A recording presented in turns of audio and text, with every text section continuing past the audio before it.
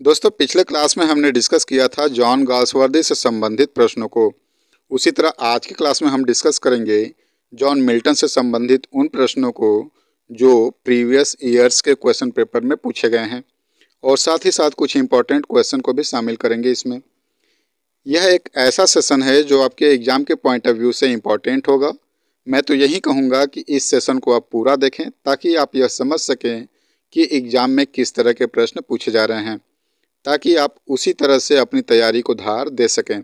तो चलिए शुरू करते हैं आज के सेशन का यह पहला क्वेश्चन।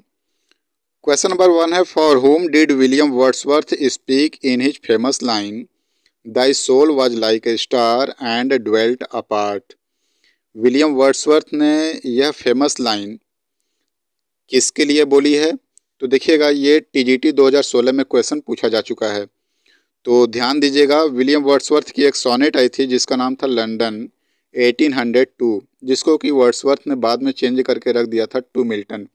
यानी इसी सोनेट में वर्ड्सवर्थ ने मिल्टन के लिए यह लाइन बोली थी। तो ऑप्शन हो जाएगा यहाँ पर बी, यानी जॉन मिल्टन। क्वेश्चन नंबर 2 है, in which year Milton's Paradise Lost was published. कौन से साल में मिल्टन की पैराडाइज लॉस्ट पब्लिश हुई थी? तो यह पब्लिश हुई थी 1667 में। अगर आपसे यह पूछा जाए कि पैराडाइज लॉस्ट कब कंप्लीट हुई थी, यानी कि लिख कर कब कंप्लीट हुई थी, तो यह कंप्लीट हुआ था 1665 में।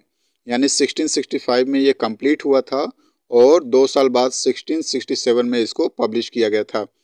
और Milton wrote the epic poem in blank verse. Paradise Lost को ब्लैंक वर्स में लिखी गई है, यह एक एपिक पोएम है। और यहाँ पे आगे लिखा है, it is in the manner of वर्जिल्स Enid, यानी वर्जिल के एनिड के मैनर में इसको लिखी गई है। Next, Milton's Paradise lost consist of books. यहाँ पे आपको ये बतानी है कि मिल्टन की जो पैराडाइज लॉस्ट है उसके कितने किताबें हैं, कितने बुक्स हैं। तो ध्यान रखिएगा, it was published in 1667 with 10 books, but the second edition came out in 1674 with 12 books। यानी जब इसको पहली बार पब्लिश किया गया था तो 1667 में तो ये इसकी कुल 10 किताबें थी, लेकिन जब दूसरा एडिशन 1674 में आया तो इसमें कुल 12 बुक्स थे। तो यहाँ पे पूछा जा रहा है कि पैराडाइज लॉस्ट के कुल कितने किताबें हैं, कितने बुक्स हैं, तो यहाँ पे हो जाएगा 12। ऑप्शन नंबर ए सही होगा। Paradise Lost is written in. Paradise Lost को लिखा गया है फ्री वर्स में, ब्लैंक वर्स में, स्टैंजा फॉर्म में, या फिर इंस्पेंसेरियन स्टैंजा में। तो अभी हम लोगों ने जिक्र किया है कि यह जो पैराडाइज लॉस्ट है उसको लिखा गया है ब्लैंक वर्स में। तो यहाँ पे ऑप्शन नंबर बी हो जाएगा, ब्लैंक वर्स। आइए हम लोग आगे बढ़ते हैं क्वेश्चन नंबर 5 की तरफ। Milton became blind at the age of. Milton कब ब्लाइंड हो गए थे? तो Milton became blind at the age of 44, यानी 44 साल की उम्र में ये पूरी तरह से ब्लाइंड हो चुके थे। इसमें एक्सप्लेनेशन लिखा है कि Milton lost the sight of one eye in 1650। 1650 में इन्होंने एक आँख की रोशनी खो दी थी और इनको डॉक्टरों ने चेतावनी भी दिया था, but he did not care. लेकिन उनको ये केयर नहीं करते हैं और अपना राइटिंग जारी रखते हैं, और ये उस समय लिख रहे थे the defence of the English people. इस पर ये अपना कार्य जारी रखते हैं और इसका रिजल्ट यह होता है कि ये टोटली रूप से ब्लाइंड हो जाते हैं 1652 में। 1652 में ये टोटली ब्लाइंड हो गए पूरी तरह से। नेक्स्ट क्वेश्चन है, what kind of work is Samson Agonistes. Samson Agonist जो है वो किस प्रकार की वर्क है? तो ये एक वर्स प्ले है। It was published with Paradise Regained in 1671। यह पैराडाइज रिगेंड के साथ ही पब्लिश हुई थी, सैमसन एगोनिस्ट 1671 में, with the title paradise regained a poem in 4 books to which is added Samson Agonists। It was written in blank verse। यह भी एक blank verse में लिखी गई है और it is autobiographical in nature. Next है मिल्टन्स एरोपेजिटिका कंसर्न्स विथ। तो मिल्टन की जो एरोपेजिटिका है वो लिबर्टी ऑफ प्रेस के ऊपर है। Liberty of press, option number B correct. Next, in which year Milton's Lycidas was written. किस साल मिल्टन की लिसिडास लिखी गई थी? तो ऑप्शंस हैं 1638 या 1632 या 1637 या 1636। तो ध्यान रखिएगा, मिल्टन की जो लिसिडास है उसे लिखी गई थी 1637 में। यहाँ पे एक्सप्लेनेशन दिया हुआ है, Lycidas was written in 1637 and published in 1638। 37 में लिखी गई थी और उसके अगले साल 38 में पब्लिश की गई थी। और यह एक पास्टोरल एलेजी है। तो लिसिडास कैसा वर्क है? तो एक पास्टोरल एलेजी है जो कि इनके एक मित्र थे जिनका नाम था एडवर्ड किंग। एडवर्ड किंग के मृत्यु पर यह एलेजी लिखी गई थी। और इस पोएम में कुल 193 लाइन्स हैं जो कि इरेगुलर राइमिंग में दिए हुए हैं। इस लिसिडास के ऊपर सैमुअल जॉनसन क्रिटिसाइज कर रहे हैं। क्या कहते हैं? Easy, vulgar and therefore disgusting. कभी कभी एग्जाम में पूछता है कि ये जो लाइन है किसने कही है, तो सैमुअल जॉनसन ने ये लाइन कही है, easy, vulgar and therefore disgusting. और किसके लिए कही है? तो लिसिडास के लिए कही है, मिल्टन के लिसिडास पर। ओके, आइए हम लोग बढ़ते हैं अगले क्वेश्चन की तरफ। हमारा अगला क्वेश्चन है, who is the writer of history of Britain. History of Britain के राइटर कौन है? तो हिस्ट्री ऑफ ब्रिटेन के राइटर हैं जॉन मिल्टन। जॉन मिल्टन की यह जो हिस्ट्री ऑफ ब्रिटेन है एक अनफिनिश्ड वर्क है, unfinished work. Question number 10, Milton's poetic style is generally regarded as. Milton की जो पोएटिक स्टाइल है जनरली कैसी है? तो प्लेन है, क्लासिकल है, ग्रैंड है या फिर ऑर्नामेंटल है। तो इसका जो ऑप्शन हो जाएगा ग्रैंड हो जाएगा, यानी Milton's poetic style is generally regarded as grand, यानी मिल्टन्स की जो पोएटिक स्टाइल है वो ग्रैंड स्टाइल है। Next, life of Milton has been written by. यहाँ पे आपको ये बताना है कि लाइफ ऑफ मिल्टन किसने लिखा है। Choose the right option from the given alternatives. Samuel Johnson है, बेन जॉनसन है, चार्ल्स लैम्ब है या फिर जॉन ड्राइडन है। तो इसका जो सही जवाब हो जाएगा कि लाइफ ऑफ मिल्टन किसने लिखा है, तो वो है सैमुअल जॉनसन। सैमुअल जॉनसन ने यह वर्क लिखी है, life of Milton. Next question है, मिल्टन वाज। यह क्वेश्चन 2010 में पूछी गई थी टीजीटी के। मिल्टन क्या थे? तो एक बिलेटेड एलिजाबेथन पोएट थे। अब belated Elizabethan poet, option number B सही है। नेक्स्ट है, who made the following remark about Milton. Milton was of Devil's party without knowing it. यानी ये जो टिप्पणी है मिल्टन के ऊपर किसने किया है? टिलियार्ड ने किया है या फिर कोलरिज ने किया है, ब्लेक ने किया है या फिर क्रिस्टोफर हिल ने किया है। तो ध्यान रखिएगा, ये जो रिमार्क है मिल्टन के ऊपर, Milton was of Devil's party without knowing it, ये जो बोला है वो ब्लेक ने कहा है, टिप्पणी किया है। तो इस क्वेश्चन का जो आंसर हो जाएगा वो हो जाएगा ऑप्शन नंबर सी, यानी कि ब्लेक ने। When was John Milton born. John Milton का जन्म कब हुआ था? तो जॉन मिल्टन का जो जन्म हुआ था 9 दिसंबर 1608 में हुआ था, 9 दिसंबर 1608। और यदि उनके जन्म स्थान की बात की जाए तो ये ब्रेड स्ट्रीट लंदन में हुआ था, ब्रेड स्ट्रीट लंदन। और इनका जो डेथ हुआ था 8 नवंबर 1674, यानी 8 नवंबर 1674 में इनका डेथ हुआ था। तो इनके बर्थ और डेथ का भी डेट याद रखिए। क्वेश्चन नंबर 15 है, Milton is most famous for his. Milton जो है किसके लिए फेमस हैं, किसके लिए जाने जाते हैं? तो अपने ग्रैंड स्टाइल के लिए फेमस हैं। अभी जस्ट हम लोगों ने ऊपर डिस्कस किया था कि मिल्टन की जो स्टाइल है वो कैसी स्टाइल है, तो ग्रैंड स्टाइल है। क्वेश्चन नंबर 16 है, which of the following is mismatched with reference to John Milton's work. इसमें से कौन सा जो वर्क है वो मिसमैच है? तो ऑप्शंस हैं ऑफ एजुकेशन 1644, एरोपजिटिका 1647, लिसिडास 1637 या पैराडाइज लॉस्ट 1667।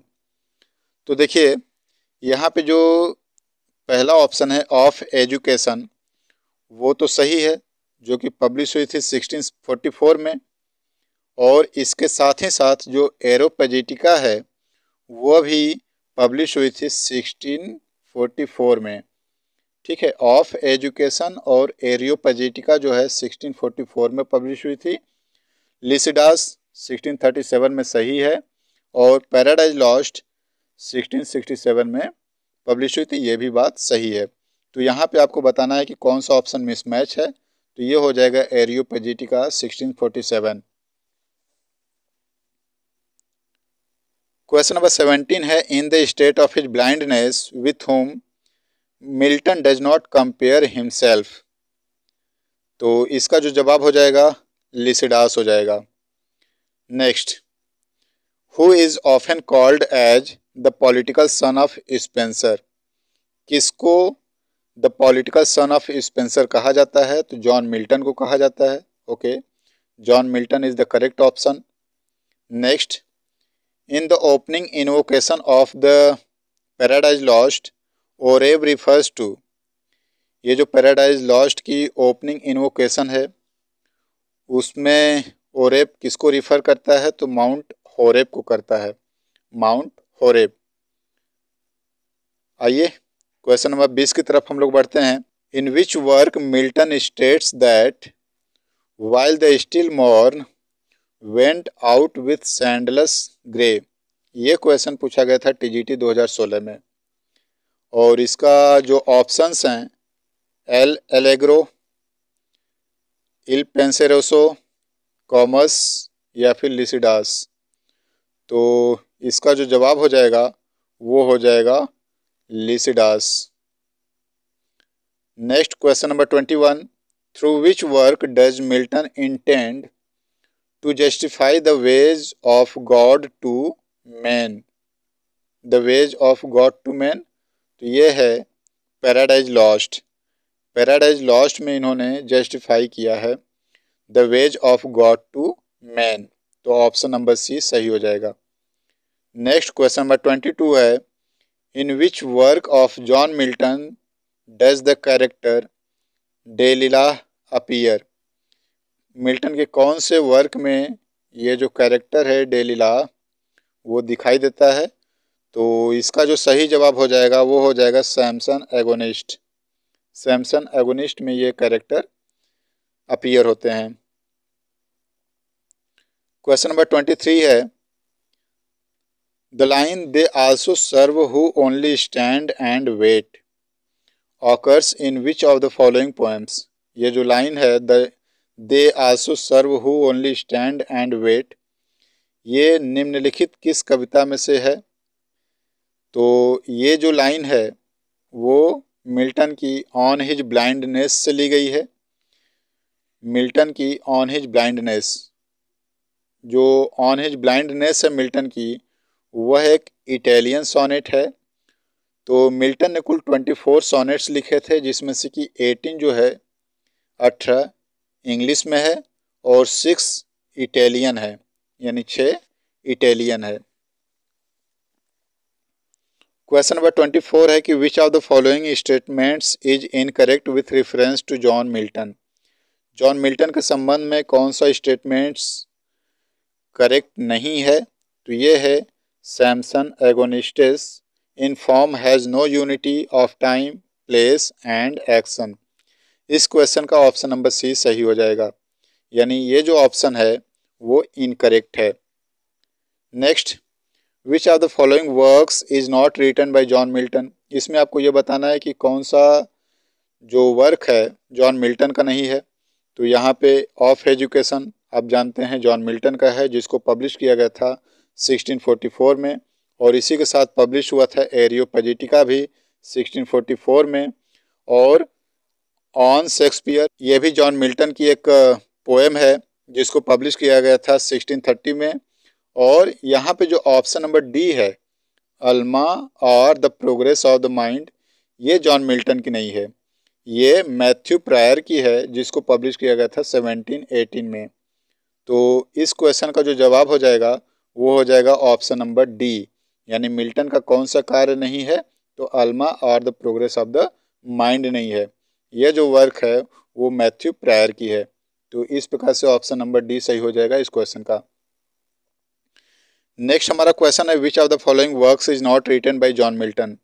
इसमें भी आपको बताना है कि कौन सा वो कार्य है जो कि जॉन मिल्टन के द्वारा नहीं लिखी गई है। On his blindness, on the late massacre in Piedmont, ode on the morning of the Christ nativity, या द पैशनेट पिलग्रिम। तो ये जो ऑप्शन नंबर डी है वो सही हो जाएगा, यानी जॉन मिल्टन की ये वर्क नहीं है द पैशनेट पिलग्रिम, ये विलियम शेक्सपियर के द्वारा लिखी गई है। विलियम शेक्सपियर की कलेक्शन ऑफ पोएम्स हैं द पैशनेट पिलग्रिम। जबकि on his blindness, on the late massacre in Piedmont या ode on the morning of the Christ nativity, ये तीनों जो है जॉन मिल्टन के वर्क हैं।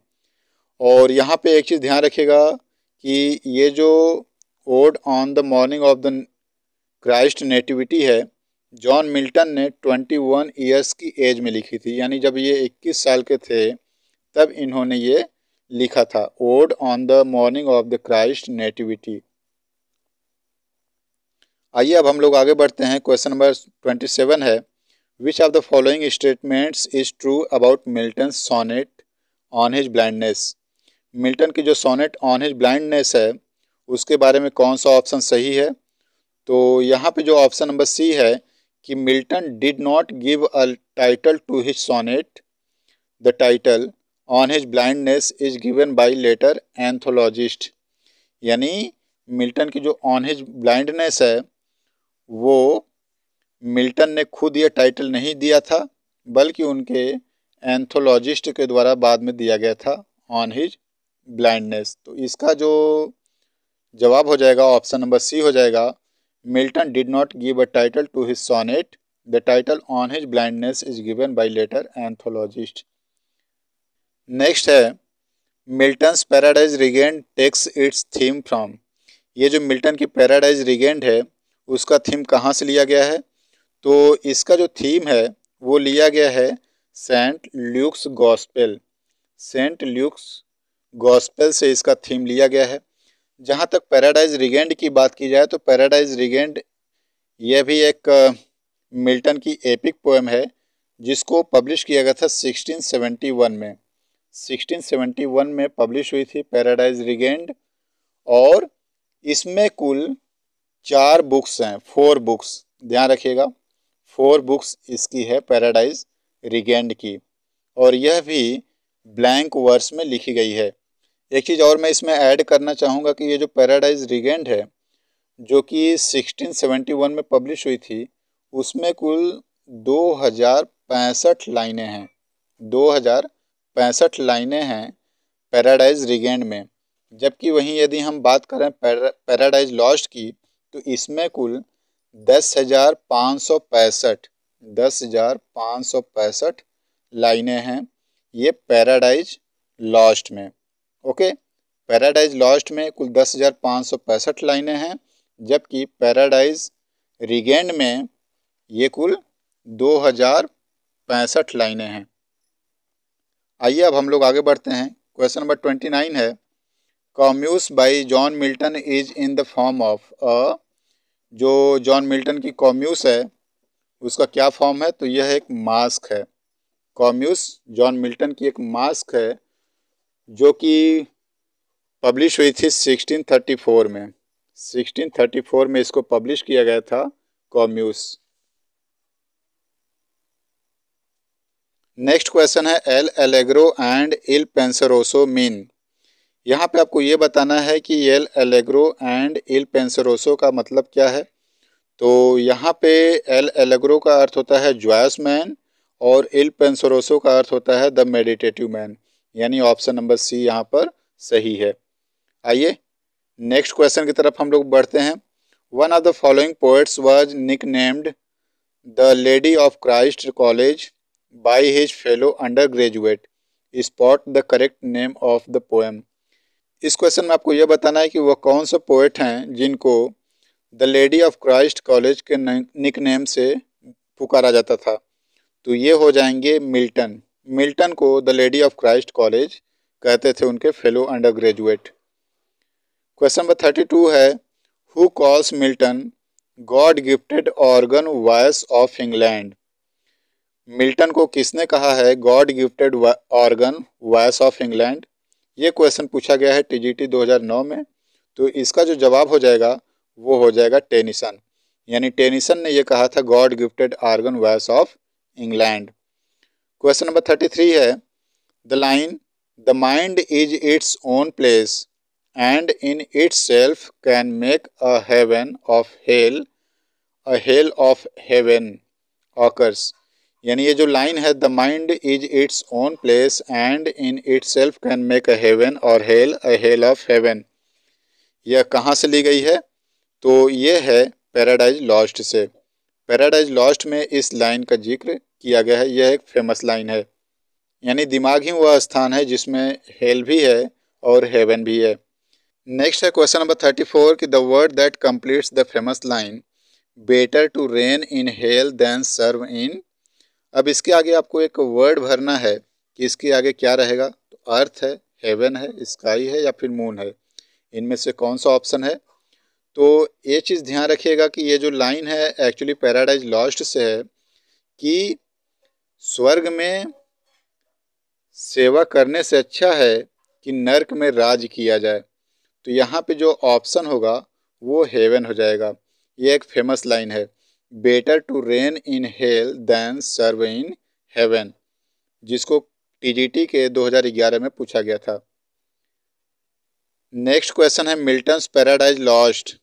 मिल्टन की जो पैराडाइज लॉस्ट है वो कैसी है? तो कह रहा है कि is notable for its autobiographical passage. जो पैराडाइज लॉस्ट है एक ऑटोबायोग्राफिकल पैसेज लिए हुए है। नेक्स्ट क्वेश्चन नंबर 36 है, which of the following is a masque written by Milton. अभी हम लोगों ने ऊपर जिक्र किया था ये जो कामुस है, कामुस, यहाँ पे क्वेश्चन नंबर 29 में जो कामुस है यह क्या है? मास्क है। वही चीज़ यहाँ पे पूछा जा रहा है कि क्वेश्चन नंबर 36 में कि which of the following is masque written by Milton. तो कामुस यहाँ पे क्या है? एक मास्क है।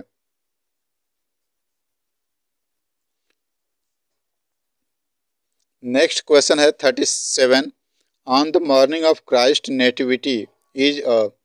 ये जो वर्क है on the morning of Christ nativity क्या है? तो यह एक ओड है। अभी हम लोगों ने कुछ समय पहले भी इसको डिस्कस किया था कि on the morning of Christ nativity यह मिल्टन की एक पोएम है, ओड है, जिसको उन्होंने 21 ईयर्स की एज में लिखी थी। 21 साल की उम्र में इन्होंने ये ओड लिखा था। क्वेश्चन नंबर 38 है कि Milton's poetry is a mirror in which the writers character is very clearly reflected. Who made this statement. Milton की जो पोएट्री है एक मिरर है जिसमें राइटर का कैरेक्टर बिल्कुल स्पष्ट रूप से रिफ्लेक्ट होता है। तो किसने कहा है? ये कहा है मैकमिलन ने। तो इसका जो जवाब हो जाएगा ऑप्शन नंबर सी हो जाएगा, यानी मैकमिलन ने यह बात कही थी। क्वेश्चन नंबर 39 है कि Samson Agonistes shows Milton's desire to bring out into English. ये भी टीजीटी 2005 में पूछी गई है। तो इसका जो जवाब है द ग्रेविटी एंड काम dignity of the Greek tragedies. Next, one of the following works of Milton is prose work, mention that. इनमें से कौन सा वर्क है जो कि प्रोज वर्क है? तो एरियोपेजिटिका है। एरियोपेजिटिका जो है मिल्टन की एक स्पीच है जो कि लिखी गई है liberty of unlicensed printing to the parliament of England, जिसमें कि मिल्टन जो हैं वो लाइसेंसिंग और सेंसरशिप पर अपोज करते हैं। नेक्स्ट, नेक्स्ट क्वेश्चन है Samson Agonistes by Milton. Milton की जो सैमसन एगोनिस्ट है वो क्या है, तो यह एक प्ले है, option number D. Next, in which year Milton's Lycidas was written. Milton की जो लिसिडास है वो कब लिखी गई थी, तो ये लिखी गई थी 1637 में, और इसको पब्लिश कब किया गया था, तो 1638 में इसको पब्लिश किया गया था। ध्यान रखिएगा, मिल्टन की जो लिसिडास है वो 1637 में लिखी गई थी और 1638 में इसको पब्लिश की गई थी। यह भी एक मिल्टन की पास्टोरल एलेजी है, जैसा कि हम लोग जानते हैं। आइए नेक्स्ट क्वेश्चन की तरफ चलते हैं। What is the theme of paradise lost. जो मिल्टन की पैराडाइज लॉस्ट है उसका थीम क्या है, तो इसका थीम है मेंस डिसओबीडियंस एंड फॉल। इसका एक्सप्लेनेशन क्या है, तो paradise lost deals with the biblical story of Adam and एव। ये जो पैराडाइज लॉस्ट है वह बाइबल से ली गई एक स्टोरी है जिसमें एडम एंड एव का जिक्र किया गया है मेन रूप से, और उनका गॉड के प्रति डिसओबीडियंस यानी उनकी आज्ञा का पालन न करना, उनकी आज्ञा का अवहेलना करना और उनका ईडन गार्डन से बाहर निकाला जाना। तो ये है इसकी स्टोरी। और इसके यदि सेंट्रल थीम की बात की जाए तो इसका सेंट्रल थीम है justify the ways to God to man. इसका मेन रूप से थीम हो जाएगा। और यहाँ पे जो बुक 9 है, book 9 of paradise lost does the fall of Adam and एव टेक प्लेस। नेक्स्ट क्वेश्चन है who is the hero of paradise lost. Paradise Lost के हीरो कौन है, एडम है, सैटन है, एव हैं या फिर गॉड हैं। तो देखिएगा इसका जो जवाब हो जाएगा सैटन हो जाएगा, यानी पैराडाइज लॉस्ट के hero Satan. Although Satan is the antagonist. जैसा आप जानते हैं जो सैटन है वो एक एंटोगोनिस्ट है, प्रोटोगनिस्ट नहीं है। फिर भी many scholars consider him the protagonist because of his complex personality and active role in the plot.